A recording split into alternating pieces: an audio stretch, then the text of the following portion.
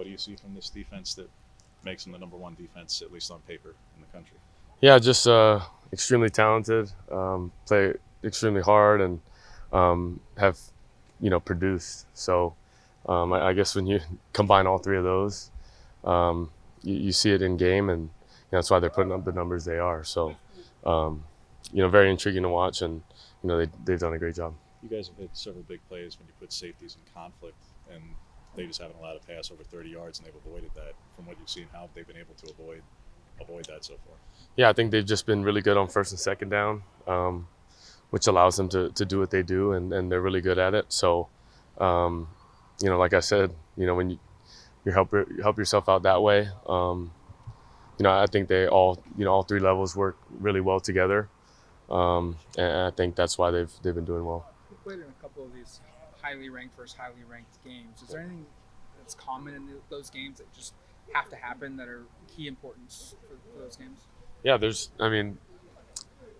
I think going back to the basis of winning, for sure. But of course, in these atmospheres as well, experience is a huge thing. I think, the turnover battle, third downs, fourth downs, efficiency, and then scoring in the red area. I think when you combine all those three, you can look at it, and usually that's the main three categories of winning. But yeah, I think just naturally there's a lot of energy and hype for everyone. But the best team at focusing and honing in on their job, usually does a great job in the game as well.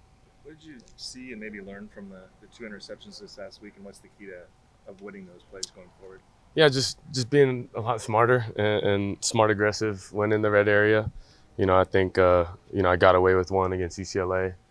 A very similar pass, and then I didn't get away with it against Michigan State on that first one, and the second one just forcing it when we could live to play another down or two, and I think that just keeps going back to being smart aggressive and finding the balance between that. Telecast is talking a lot about getting the ball out in 2.5 seconds is something they're tracking internally for you here. Yep. What's the importance of that for you, and especially this week where they generate more pressure with 4 than anyone in the country? Yeah, I think it's just decisiveness. That combination with producing at a high level. Usually when you're getting the ball out on that time, you know exactly where to go and are playing quarterback on time, which helps everyone around. Whether it's the receiver getting the ball in the hand quicker, or O-line not having to protect as long, and then not sitting back there and holding the ball forever. So I think it helps everyone, and it's something you have to harp on as an offense. I feel like the offensive line's improved the last few weeks. You haven't been hit nearly as often, haven't been sacked the last couple of games. Yeah, I think they've been playing well, and been doing their job, and obviously we got a bunch of belief and trust in them and in what they do. So a lot of kudos go to them. They've been playing their butt off, and they'll continue to as we maintain focus on keep getting better. That's been the main goal. I feel like you and Poncho have kind of settled into the communication that's required of the two positions. Really good. And like I said, I think early on in spring we were able to do a lot of mixed reps and with a lot of different centers, which I think allows us to kind of find the similarities and trying to communicate in a efficient way. So yeah, I think finding that together has been solid, but it's just continued play together that tightens the bond. Tez has had a really big target share the last couple of weeks. What's made him somebody that's been so available and somebody you're so reliant on? Yeah, just playing through progressions and getting to the right guys. And Tez does a great job getting open, but I do believe we've done a great job of getting everyone involved and trying to, but also when there's plays there and guys are open, getting them the ball. So it's credit to him working on getting open as well and doing a great job.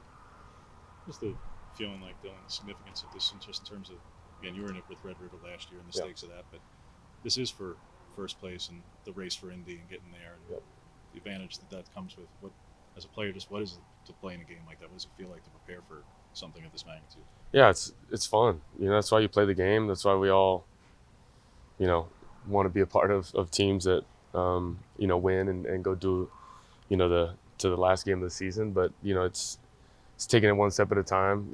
If there's anything I've realized through my 5, now 6 year plan is like, you got to take it 1 week at a time, you know, and this is the next step. And of course, the atmosphere, you know, college football in general, this is what you dream of. But, you know, you got a job to do, you got to execute, you got to play hard and find a way to win. So,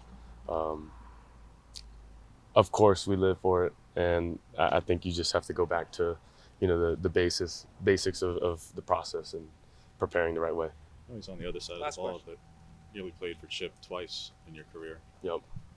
What will it be like to face off with him? And, like, again, you'll be on the field doing your thing, but narrative-wise on what's talked about on television, I'm sure they will mention and frame it about quarterbacks against quarterbacks and a guy who you could have played for and those sort of things. I mean, you know me, James. It's big on allowing the media to make that hype and the storylines. I mean, we could get in a rabbit hole of possibilities, shoulda, woulda, coulda, all these things, right? But I'll leave that one to you and let you do that. But main question for James is, who are you cheering for this week? Oh, you know. This guy's over here I don't think interviewing me anybody like told you. he's interviewing me like nothing's happening. But I see the extra kick in your step this week. Or should we leave it unanswered?